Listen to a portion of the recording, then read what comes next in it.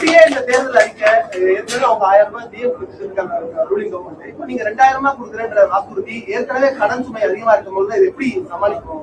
அவர்களுக்கு திறமை இல்ல, எங்களுக்கு திறமை இருந்தது. நாங்க ஆட்சி செய்கின்ற பொழுது 5,18,000 கோடி தான் கடன் இருந்தது.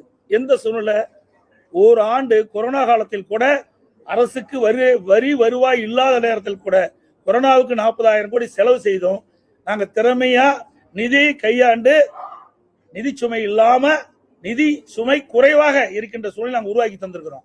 ஆனா திராவிட முன்னேற்ற கழக அரசு பொறுப்பேற்ற பிறகு இந்த நிதி மேலாண்மை அமைப்பை ஏற்படுத்தி நிபுணர் குழு அமைக்கப்பட்டு அந்த நிபுணர் குழு மூலமாக கடன் குறைக்கப்படும், வருவாய் உயர்த்தப்படும் சொன்னாங்க.